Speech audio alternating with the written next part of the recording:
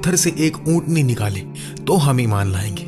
सालेह अलैहिस्सलाम ने दुआ की, एक बड़ी ऊँटनी पत्थर से निकली। ये अल्लाह की निशानी थी। इसका दूध इतना था कि पूरी कौम को काफी था। लेकिन कौम के सरदारों ने कहा, इस ऊँटनी से सालेह की ताकत बढ़ेगी, लोग हमारी नहीं सुनेंगे। उन्होंने रात में ऊँटनी को कत्ल कर दिया। ये सिर्फ जानवर का कत्ल नहीं, अल्लाह की निशानी का खात्मा था। फिर 3 दिन की वार्निंग मिली। तीसरे दिन एक तेज आवाज आई और जमीन हिल गई। समूद तबाह हो गए। सिर्फ सालेह अलैहिस्सलाम और कुछ मोमिन बच गए। समूद की तबाही कुरान में एक बड़ा सबक है। इब्राहिम अलैहिस्सलाम इस्लाम के 5 उलुल अज़्म पैगंबरों में से एक है। उन्हें कलदानी कौम को भेजा गया जो बुत परस्त थे। वो तौहीद, अल्लाह की वहदानियत के दफा करते थे। एक दिन जब कौम त्योहार मना रही थी, इब्राहिम अलैहिस्सलाम ने सब बुत तोड़ दिए सिवाय सबसे बड़े के, और कुल्हाड़ी उसके गले में लटका दी। वापस आने पर कौम ने पूछा, ये किसने किया? इब्राहिम अलैहिस्सलाम ने कहा, शायद बड़े ने किया, उससे पूछ लो अगर वो बोल सके। उन्होंने हिकमत से हरा दिया। लेकिन फिर भी कौम ने गुस्सा होकर एक बड़ी आग जलाई और इब्राहिम अलैहिस्सलाम को उसमें डाल दिया। अल्लाह के हुक्म से आग ठंडी हो गई। इब्राहिम बिल्कुल सलामत निकले।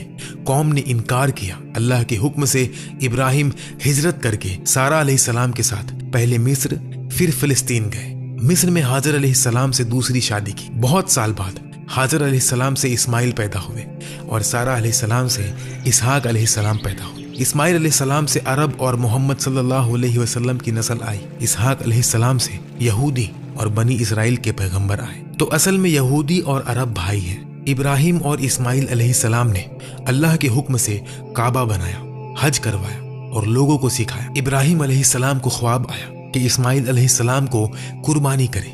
इस्माइल ने कहा, बाबा हुक्म पूरा करो। जब छुरी गले पर रखी गई, अल्लाह ने रोक दिया और एक जानवर भेजा। आज हम ईद उल अधा इसी वजह से मनाते हैं। इब्राहिम अलैहिस्सलाम 175 साल की उम्र में यरूशलेम में वफात पाए और वो अल्लाह के खलील हैं।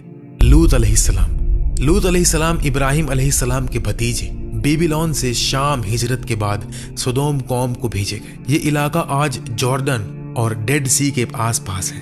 ये वाक़या नूह अलैहिस्सलाम के तूफान के कुछ सदियों बाद करीबन 2000 BC में हुआ। लूत अलैहिस्सलाम ने मौजज़ात दिखाए, साफ आसमान से बारिश करवाई, पत्थर से बात की। लेकिन कौम बुत परस्त थी और होमोसेक्सुअल एक्ट्स करती थी, जो दुनिया में पहली बार था। ये सिर्फ शख्सियत गुनाह नहीं, जबरदस्ती करते थे।